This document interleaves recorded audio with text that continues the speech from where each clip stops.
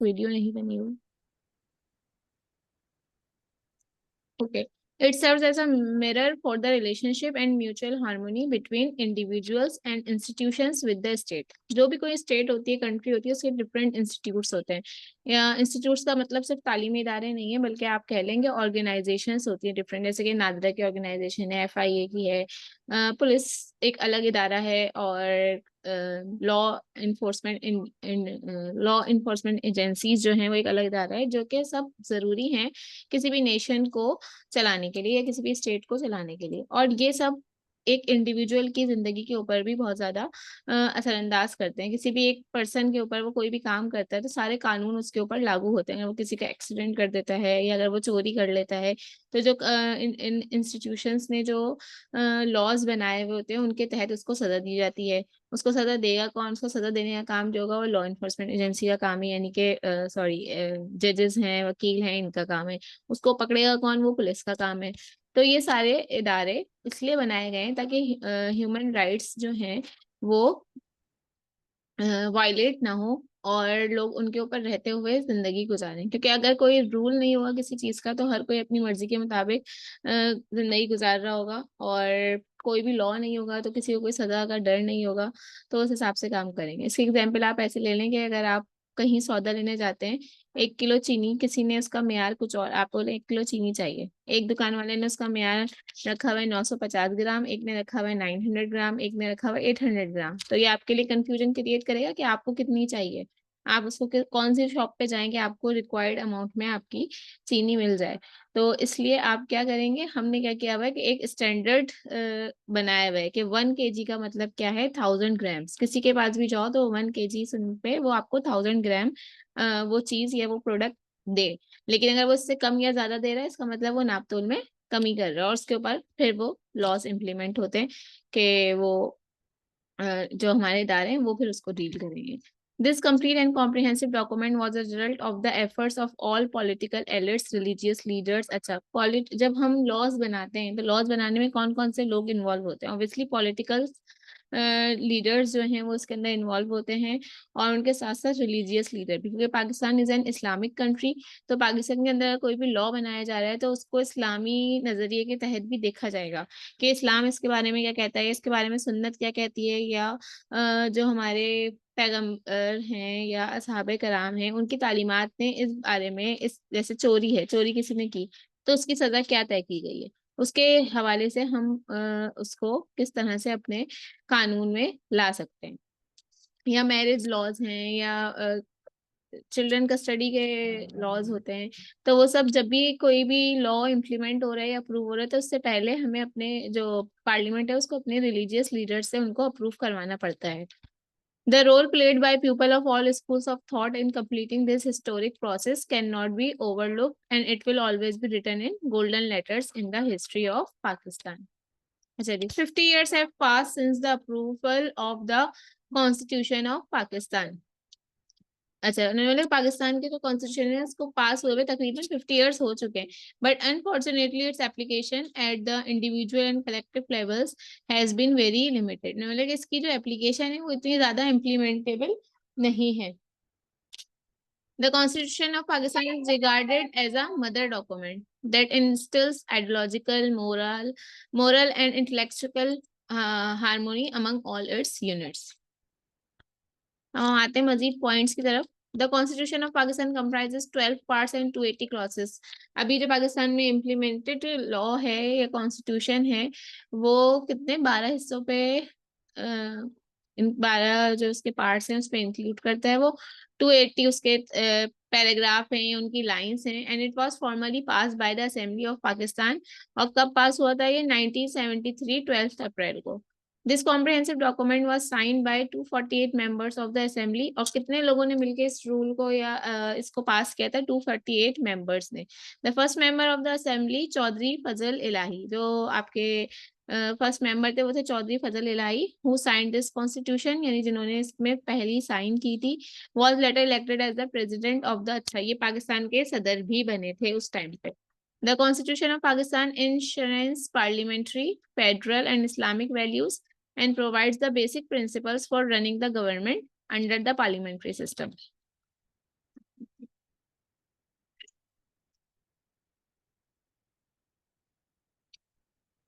अच्छा, फिर यहाँ पे यही लिखा हुआ है कि मजलिस शोरा, यानी वही जो उलमाए कराम की मजलिस है, उनसे आपको लेना पड़ता ही है राय, और उनसे अप्रूवल लेना पड़ता है किसी भी लॉ को इम्प्लीमेंट करने में। अक्सर न्यूज में भी आ रहा होता है कि कोई लॉ पास होने वाला होता है और वो लोग नहीं मान रहे होते हैं, उसके खिलाफ एहतजाज कर रहे होते हैं कि हम ये लॉ इम्प्लीमेंट नहीं होने देंगे।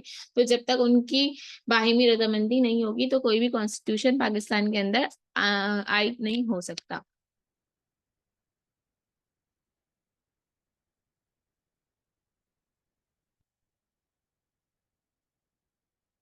The Constitution emphasizes the independence of the judiciary and envisions Pakistan as a welfare state, where the welfare of all citizens is ensured. Pakistan क्या है? एक वेलफेयर स्टेट है, और यहाँ पे ये मैटर करता है सिटीजन्स के ऊपर कि तमाम सिटीजन्स को वो वेलफेयर या उनको प्रोटेक्शन प्रोवाइड करना चाहता है।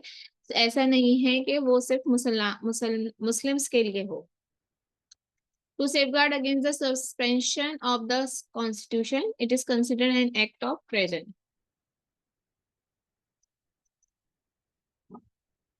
According to the 1973 Constitution, Pakistan is an Islamic republic where the official religion is Islam and Islamic values guide decision making.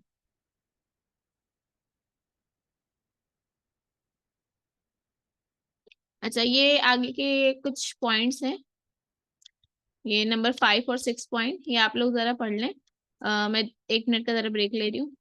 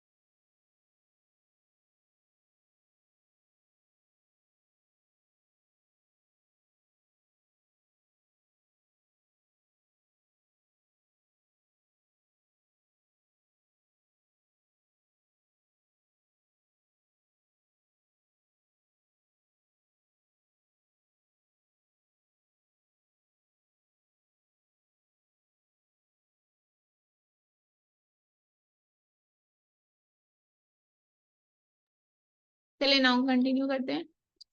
According to the 1973 Constitution, Pakistan is an Islamic republic where the official religion is Islam and Islamic values guide decision making. Sovereignty belongs to Allah Almighty, यानी तमाम जो इख्तियारात हैं वो अल्लाह Almighty के पास है। यहाँ हम जो प्रिफेयर करेंगे अपने लॉज बनाने में वो अल्लाह ताला को या उसके दिए हुए अहकामात को फॉलो करेंगे।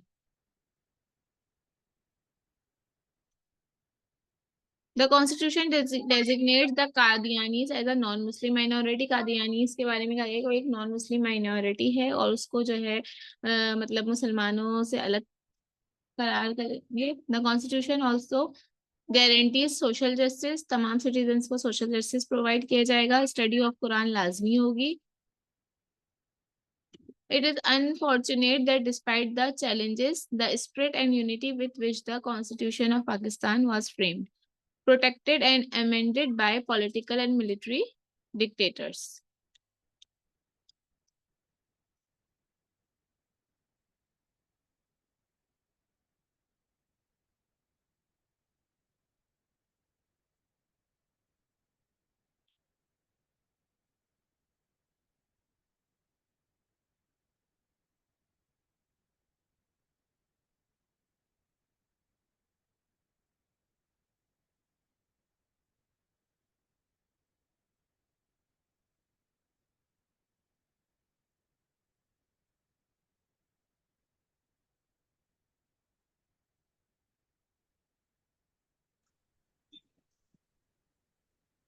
अच्छा, अब ये कुछ आर्टिकल्स हैं जो कि पाकिस्तान के कॉन्स्टिट्यूशंस में हैं, यानी कि कौन कौन से मेन आर्टिकल्स हैं जो कि हमारी सोशल लाइफ के ऊपर बहुत ज्यादा असरअंदाज होते हैं। तो हम उनको पढ़ लेते हैं। अच्छा, ये जो 1973 का आइन है, ये इसका थर्ड आइन है। इससे पहले मैंने आपको बताया 1956 का आइन आ चुका है, और 1969 या ऐसी कुछ था। आपको उन तमाम की अलग अलग वीडियोस मिल जाएंगी कि 1973 के आइन में क्या था, 1956 के आइन में क्या था। ये यहाँ पे इन जनरल में आपको सब चीजों के बारे में बता रही हूँ। और ये जो फंडामेंटल राइट्स हैं इन द कॉन्स्टिट्यूशन ऑफ पाकिस्तान 1973 के हवाले से आ रहे हैं कि उसके कौन कौन से मेन आर्टिकल्स हैं। इस लिंक को भी आपके साथ एक वर्ड डॉक्यूमेंट में ये दोनों तीनों लिंक्स शेयर कर दूंगी जो कि मैंने पढ़ाए हैं आज। तो इसमें से जो ये वाला पार्ट है आर्टिकल्स वाला, ये जरा ज्यादा इंपॉर्टेंट होगा, इसकी आप तैयारी अच्छी तरीके से करेगा कि आर्टिकल्स ऑफ कॉन्स्टिट्यूशंस अगर पूछ लिए जाएं तो वो कौन कौन से हैं और उसके अंदर क्या चीजें हैं। Article 15, freedom of movement. Article 15 of the Constitution guarantees the freedom of movement.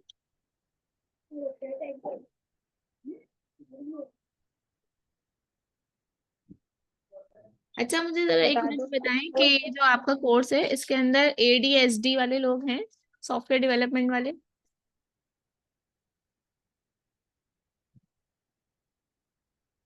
और एक मेरे पास है DG system and web tech. एक है ADCIS और BECSE। क्या ये चारों लोग चारों जो बैचेस हैं ये ले रहे हैं क्लासेस?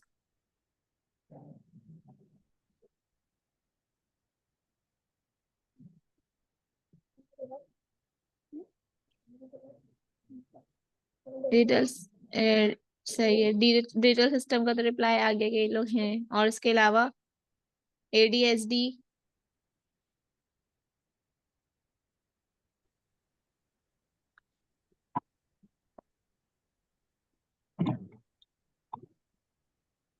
BECSE, ठीक है।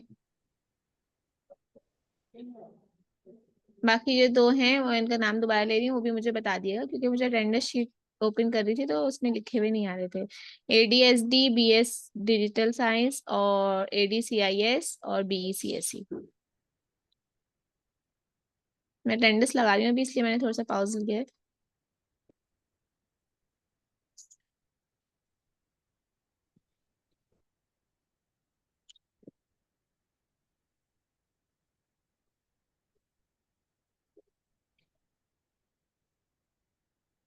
क्या डेट है आज? 14 मार्च।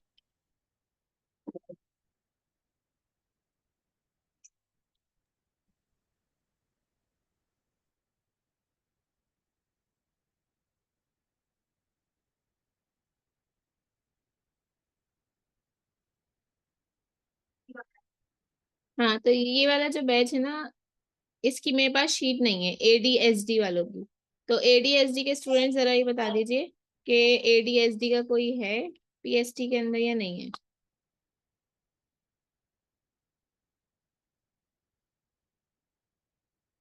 और मैंने पिछली अटेंडेंस भी मार्क कर दी है, तो मुझे बता दिएगा जिसके मार्क नहीं हुई हो, कि मेरे पास अटेंडेंस शीट किसी की ओपन हुई थी और किसी की ओपन नहीं हुई थी।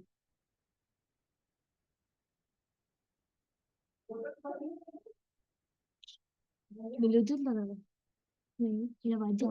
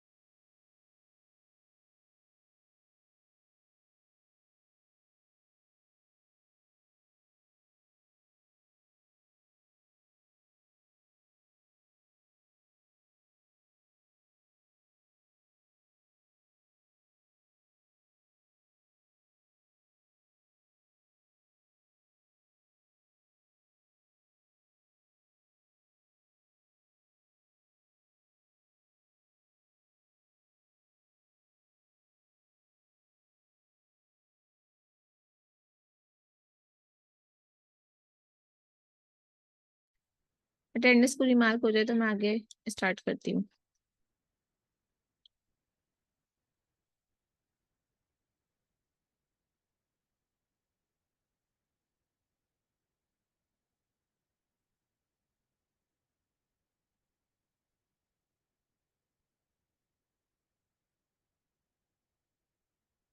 हाँ जी, ये कौन थे?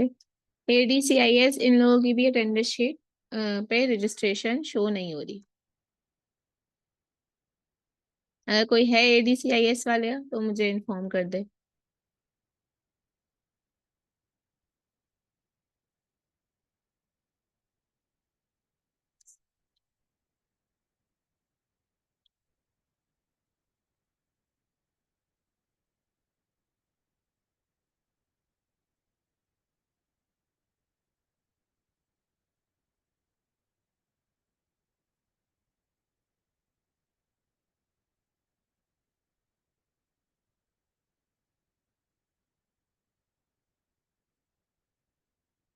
ये ओपन हो रहा है जब तक हम पढ़ते हैं।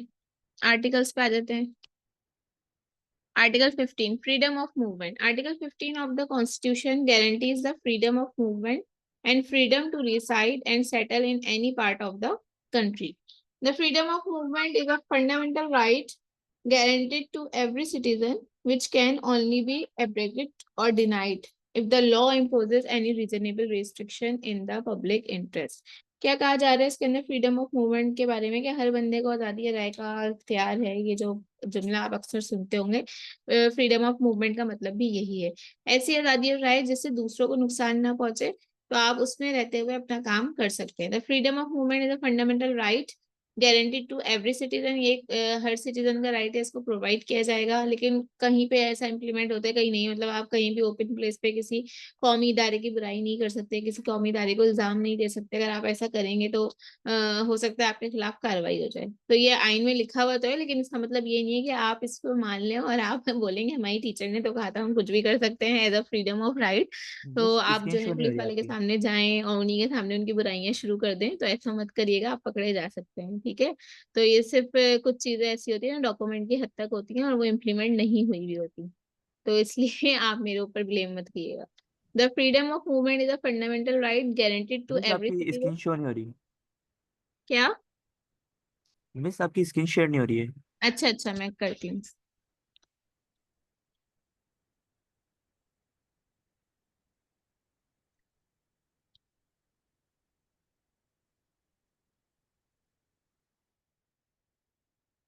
आप शो हो रही है?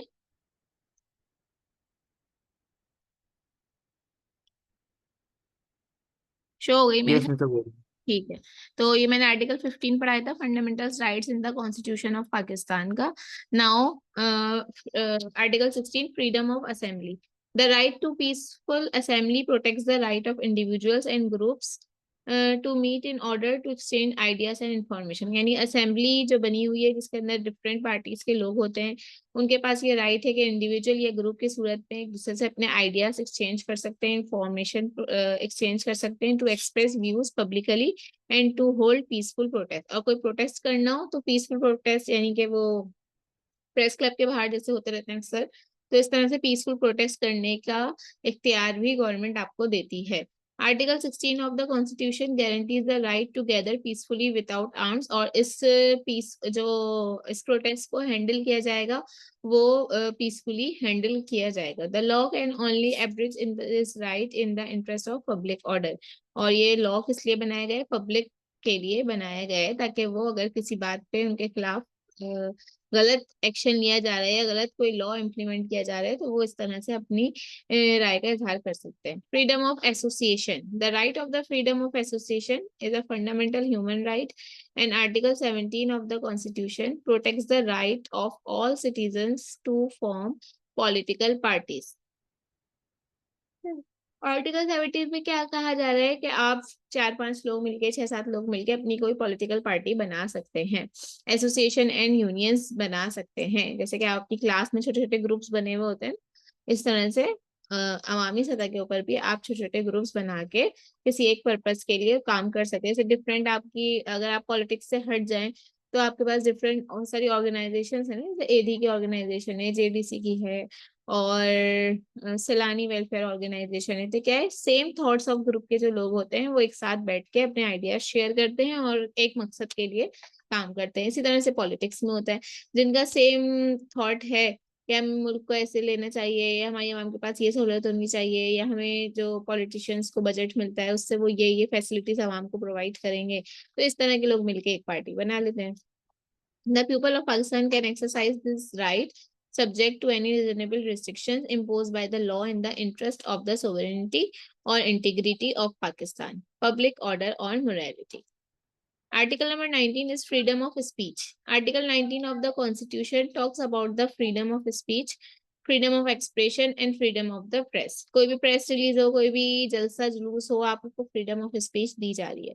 Every citizen of Pakistan has a right to hold opinions. Her citizen की अपनी राय है, वो किसी भी पार्टी के बारे में कह सकता है या किसी इदारे के बारे में कह सकता है कि वो ये काम सही कर रहे हैं या नहीं कर रहे हैं। The law can abrogate this right only in the interest of the glory of Islam and the integrity, security and defense of Pakistan. ये लॉ किस लिए बनाया गया है कि डिफेंस ऑफ, ऐसे अगर हमें लगता है कोई डिफेंस का ऐसा इदारा है जो पाकिस्तान के लिए सही काम नहीं कर रहा, तो आप उसके ऊपर सवाल उठा सकते हैं। To maintain public order, decency and morality. Article number 19 is right to information. The right to information is the fundamental right of citizens. The right to information यानी कि इंफॉर्मेशन रखने का इख्तियार, या जो काम हो रहा है, जैसे कोई हमारे वेपन्स बन रहे हैं या जो बजट आ रहा है वो कहाँ कहाँ पे खर्च हो रहा है, तो इस इंफॉर्मेशन को ह्यूमन या तमाम पब्लिक तक पहुंचाना ये हम पब्लिक का राइट है कि हमें पता होना चाहिए जो हमने टैक्स दिए हैं वो कहाँ कहाँ यूज हो रहे हैं। या अगर हमने यूएन से कोई लोन लिया था पाकिस्तान ने, तो वो लोन के जो पैसे हैं वो कहाँ पे खर्च किए गए। जैसे वो इमरान खान के डिफरेंट केसेस आए थे सामने कि इन्होंने इसकी, क्या कहते हैं, मुझे भी एक लफ्ज समझ में नहीं आ रहा, कि जो पैसे उनके पास आए, तो हाइक उनके पास आए, वो कितनी अमाउंट के थे, उन सबकी स्क्रूटनी समझ लें, वो गवर्नमेंट को करके और अवाम को बताना होता है कि किसी भी गवर्नमेंट के पर्सन के पास अगर ये मालो दौलत है जो कि उसकी तनख्वाह से ज्यादा एक्सीड कर रही है, तो उसके पास वो कहाँ से आई। RTI is based on the principle that information belongs to people and public officials are only the custodians of the information. Article 19A of the Constitution protects this right. अच्छा, equality of citizens, all citizens are equal before the law and are entitled to equal protection by the law. ऐसा नहीं होगा कि किसी ने चोरी की, अगर वो मुसलमान है तो उसकी सजा अलग होगी, और अगर वो हिंदू है या नॉन मुस्लिम है तो उसकी सजा अलग होगी। Article 25 of the Constitution guarantees the equality of all citizens without any discrimination on the basis of gender. Right to education. The provision of free and compulsory education is a fundamental human right. Free education, जैसे government schools वगैरह हैं, government colleges हैं, उनकी कुछ छोटी मोटी fees है examination की या कुछ और एनरोलमेंट वगैरह की, लेकिन पर मंथ फीस नहीं है। एडमिशन फीस भी अगर है तो बहुत कम है, स्कूल्स में तो शायद वो भी नहीं है। तो ये फ्री एजुकेशन जो है हमारा राइट है। स्कूल्स में, गवर्नमेंट स्कूल में किताबें भी फ्री में मिलती हैं और माहाना वजीफा भी मिलता है। तो ये सब चीजें हमारे आइन में है कि गवर्नमेंट को प्रोवाइड करनी है। लेकिन प्राइवेट स्कूल का एक बहुत बड़ा सेक्टर हमारे पास है, क्योंकि गवर्नमेंट स्कूल्स की पढ़ाई का लेवल वहां तक नहीं पहुंच पा रहा था, तो इसलिए प्राइवेट स्कूल्स वाले आए मैदान में और वो जीत गए, समझ लें। गवर्नमेंट स्कूल में इस तरह की पढ़ाई नहीं हो रही, इसमें प्राइवेट, तो लोग अपने बच्चों को प्राइवेट ही तरफ ज्यादा प्रेफर करते हैं। की highlights of the constitution of Pakistan है, यहाँ पे कुछ की हाइलाइट्स हैं बस, फिर हमारा टॉपिक जो है वो वाइंड अप हो जाएगा। किसी का कोई क्वेश्चन हो तो वो पूछ सकता है, ठीक है। और छोटा सा मैं होमवर्क दूंगी हमेशा की तरह, आपको करके उसका स्क्रीनशॉट लेके मुझे शेयर करना हो। जब अभी थोड़ा सा रोजे का टाइम है, कुछ के घर में कोई काम है कुछ है तो वो कर सकते हैं, मुझे फौरन से ना भेजे, और जिनके पास टाइम है वो मुझे फौरन से करके भेज सकते हैं, वरना आज आपको करके भेजना है 12 बजे तक। Okay, the Constitution of Pakistan provides for the overarching guiding principles to run the affairs of the country. According to the Constitution, the official name of the country is this. The preamble of the Constitution very clearly articulates that sovereignty over the entire universe belongs to Almighty Allah. ये जो Constitution 1973 के बहुत constitution बहुत लंबा document होता है ना, बताया 280 क्लॉजेज हैं। तो उसमें से इन्होंने चंद मेन पॉइंट्स दे दिए कि इस्लामी जमहूरिया पाकिस्तान इसका नाम होगा। तमाम अख्तियारात या तमाम जो लॉज हैं वो किस बेस पे बनेंगे कि अल्लाह ताला एक है और उसी के पास तमाम अथॉरिटी है। It is the will of the people of Pakistan to establish an order wherein the state shall exercise its powers and authority through the chosen representatives of the people. यानी ये लोग अपने जो पॉलिटिकल लीडर्स हैं वो खुद choose करेंगे। Wherein the principles of democracy, freedom, equality, tolerance, and social justice, as inculcated by Islam। जो भी आपके जस्टिस के रूल्स फॉलो होंगे वो सब इस्लाम से लेके बनाए जाएंगे। Wherein the Muslims shall be enabled to order their lives in the individual and collective spheres।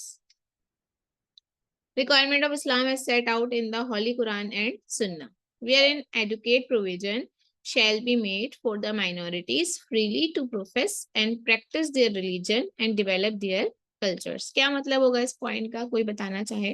ये मैं पॉइंट हाईलाइट कर देती हूँ।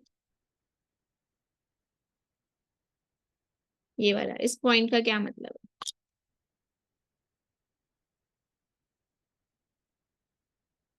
जिसको बोनस मार्क्स लेने उधर जल्दी से अपनी हाजिरी दे दे। जैसे तमाम लोग मिस अपने अपने मजहब के मुताबिक अपनी जो उनकी तालीमात है उसके मुताबिक जिंदगी गुजार सके। ठीक है, गुड। किसने आंसर दिया, जरा नाम बताने, मेरे पास शो नहीं हुआ नाम। उमेर। वो मैं पूरा नाम बताओ। उमेर अहमद सिद्दीकी। उमर अहमद सिद्दीकी, सही है। अच्छा जी, नेक्स्ट पॉइंट है हमारे पास। अब कोई और मुझे रिप्लाई करना।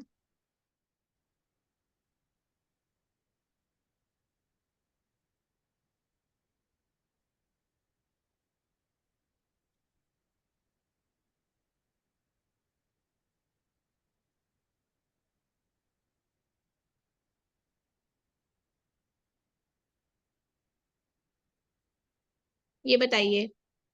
Wherein the integrity of the territories of the federation, its independence, its all rights, including its sovereign rights on land, sea, and air, shall be safeguarded।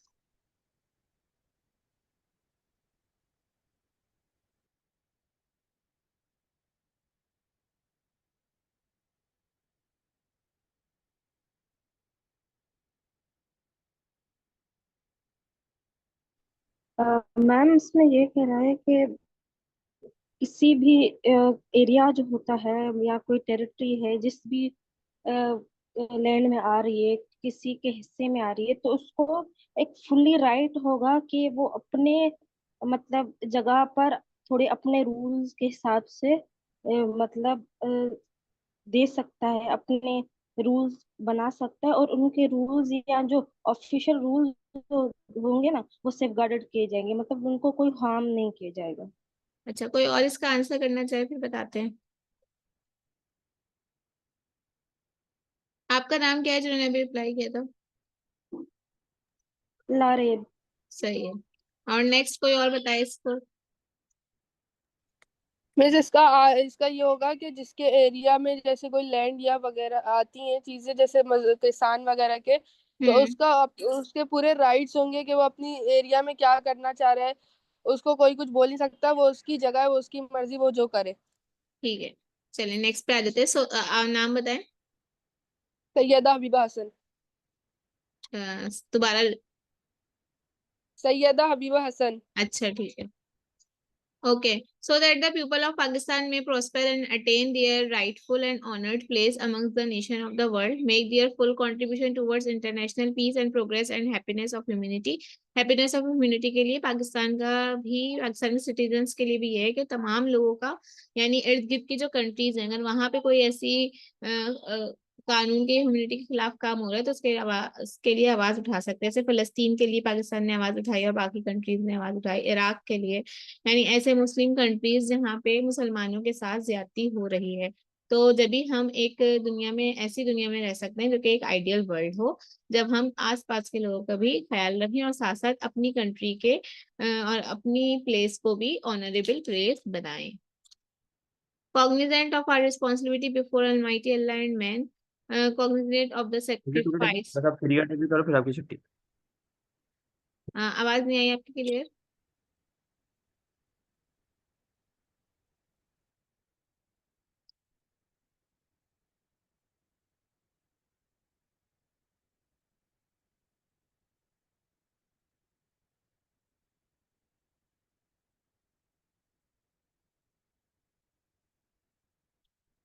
ये हमारे सारे आर्टिकल्स है, ठीक है। अब 2-4 और रह गए, वो मैं आपसे लिंक शेयर करूंगी तो आप उसके अंदर देख लिएगा। फिलहाल ये लिंक मैं अभी तो व्हाट्सएप पे डाल रही हूँ, फिर आपको डॉक्यूमेंट बाद में मिल जाएगा।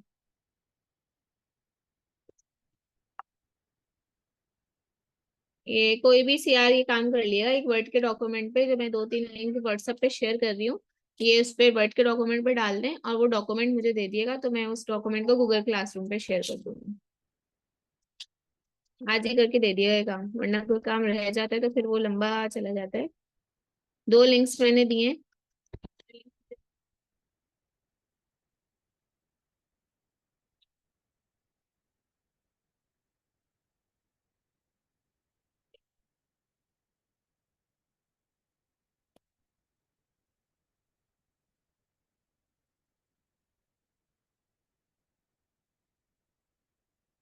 अच्छा, ये जो अब्दुल राफे वाला ग्रुप है, अब्दुल राफे, हुरिया, मकसूद, इन लोगों की मैंने अटेंडेंस लगा दी है पूरे ग्रुप की।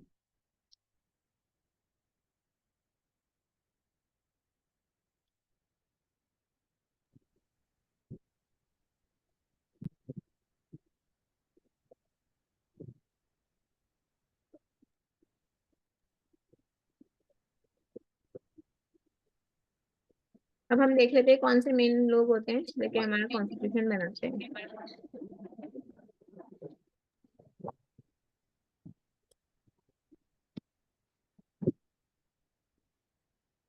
1973 का लिखा हुआ है, the constitution of Pakistan was drafted by the government of Zulfikar Ali Bhutto की हुकूमत थी उस वक्त, with the help of opposition parties. Opposition में जो पार्टीज थी उन्होंने भी साथ मिलके ये हमारे पास बनाया था कॉन्स्टिट्यूशन। और ये कब अप्रूव हुआ था? 10 अप्रैल 1973 को, and it came into effect on August 14 1973।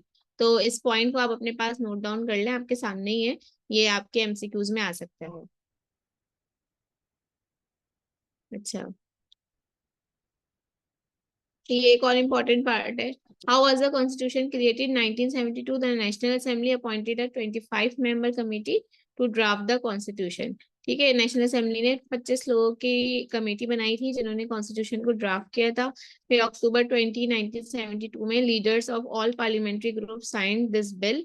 फिर 2 फेब को क्या हुआ था? इस बिल को स्टेब्लिश किया था, कॉन्स्टिट्यूशन को इंट्रोड्यूस करवाया गया था असेंबली के अंदर और बिल पास हो गया था। जुल्फिकार अली भुट्टो ने ये बिल इनरोस किया था। ठीक है, मेन जो आपको डेट से याद करनी है वो ये वाली करनी है, और ये स्टेप बाय स्टेप आपके पास चीजें हैं कि कितने मेंबर्स की कमेटी थी, ये आपको पता होना चाहिए। लास्ट टाइम मैंने लेक्चर लेते में कहा था कि लेक्चर के दौरान अपने पास कॉपी रखिएगा नोट डाउन करने के लिए, ताकि कोई बात बताऊं हर चीज में कॉपी पेस्ट करूँ नोट्स दूं, उससे बेहतर है कि आप उसी वक्त अपनी कॉपी में नोट कर लें। तो ये बातें नोट कर लें। 25 मेंबर्स थे कमेटी के। 1972 के अंदर नेशनल असेंबली के अंदर ये कॉन्स्टिट्यूट दिया गया था, इसका ड्राफ्ट। और इम्प्लीमेंट कब हुआ था ये? 14 अगस्त 1973 को। ठीक है, आज का लेक्चर हम एंड करते हैं। किसी का कोई क्वेश्चन है तो जल्दी से पूछ लें। नेक्स्ट जो हमारा वीक है फ्राइडे वाला, उसमें आप लोगों का क्विज होगा, और अब तक जितने भी वीडियो शेयर किए हैं और आज के लेक्चर समेत इसमें से क्विज आएगा।